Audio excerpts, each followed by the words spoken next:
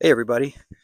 It's a beautiful fall morning here in Northwest Mississippi here in the Mid-South, and I wanted to share with you an interview I did just about a month ago. I'm just now getting a chance to put it together, but my last video, of course, I covered some giant presidential sculptures that are sitting wasting away in the middle of Houston, and I covered some of that artist's work, and it got me thinking, why not cover a local artist here that lives in my neck of the woods, maybe somebody who doesn't get the proper exposure, if you will.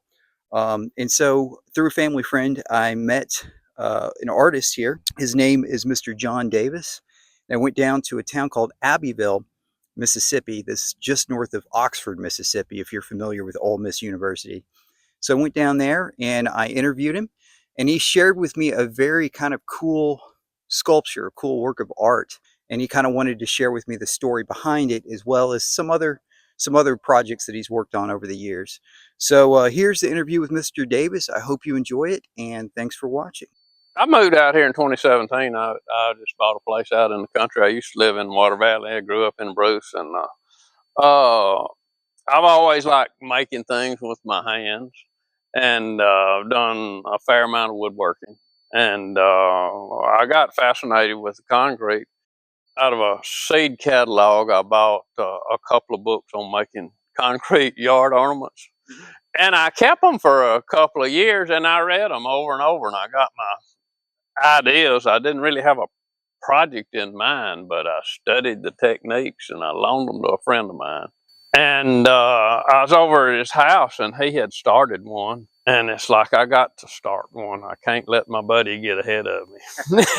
And it turned out there were 5 of us making concrete sculptures. And this started in like February of 2014. So this is 2024, and this piece is 10 years old. And it took me 4.5 months to make this, and this is my first concrete sculpture.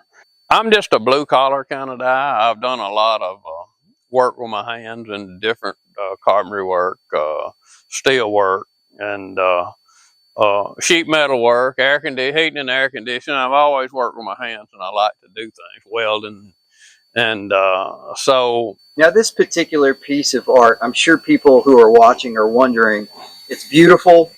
Why doesn't, I'm skipping ahead here a little bit, why doesn't this piece of art here, the centaur, have a head? Well, I had it leased, I guess that's the word for it, to a man in Rosedale. It had was a restaurant in Rosedale, Mississippi. It's a small town on the Mississippi River, north of Greenville. And the Mississippi Delta, some of you know, is a pretty depressed place. Or after it was there for a few days or maybe a month, it was pushed off the pedestal and it kind of cracked it up.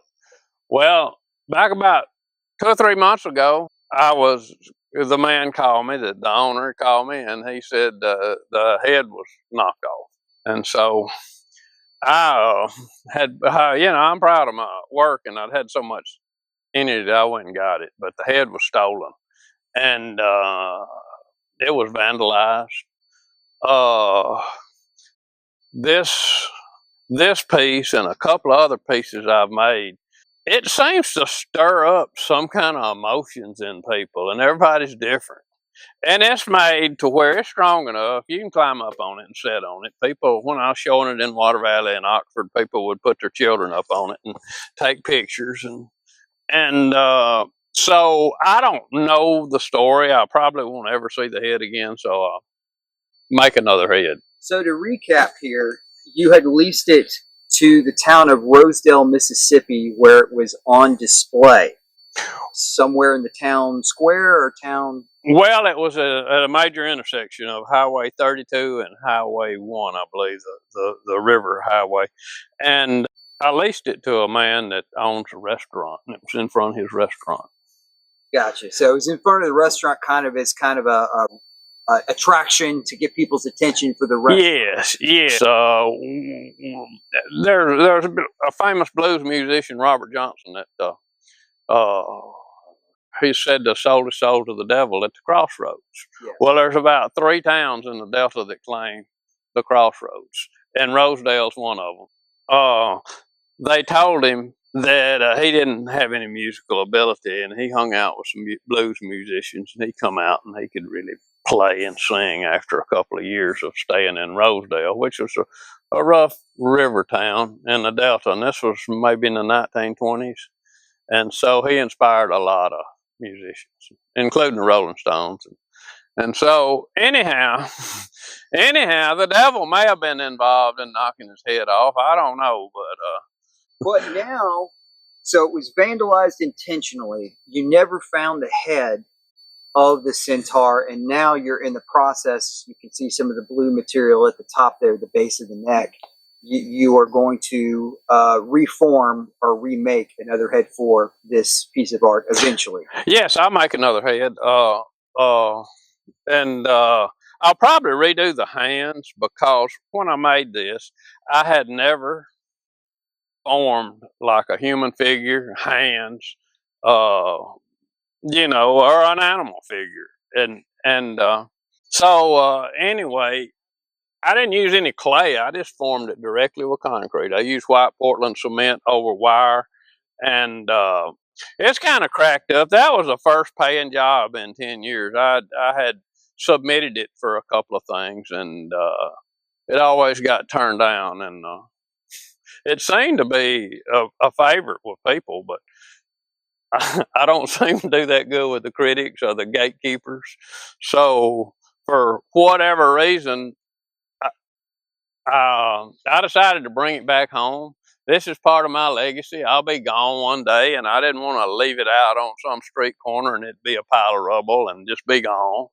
So I, I may wind up just starting a little sculpture park here on my place.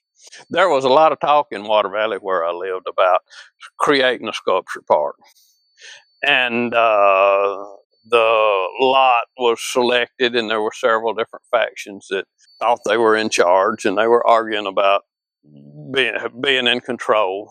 I announced I was going to put it in the sculpture park in Water Valley, which never turned out. And we had a little group, about 5 people were making, and it was an organic group. We weren't sponsored by anybody, and we were all making concrete sculptures. And so everybody had their own style, and we all were making some pretty cool stuff, but we never gained any traction as far as any of the arts councils or official people showing our work, and it kind of fizzled out. I kept on making some more pieces. Wound up, I have had some people support me. I've got a piece in the Union County Heritage Museum, and So this is just one, obviously, this is one piece of many that you've had. You've got one in a museum in New Albany, and you've had other pieces. I'd like to get some footage of those bears at the driveway. okay, we'll do that. This is one of several. I mean, probably less than 10 or less that I've made, but this was my tour de force. I don't know. I'm 69 years old. I don't know if I have the energy and the concentration to make a piece like this. I've had a lot of satisfaction showing it off. It got me a lot of attention. It didn't really get me. I would like to have it shown somewhere. I would have liked to have it. About if I show another piece somewhere, it'll be something new that I make in the future.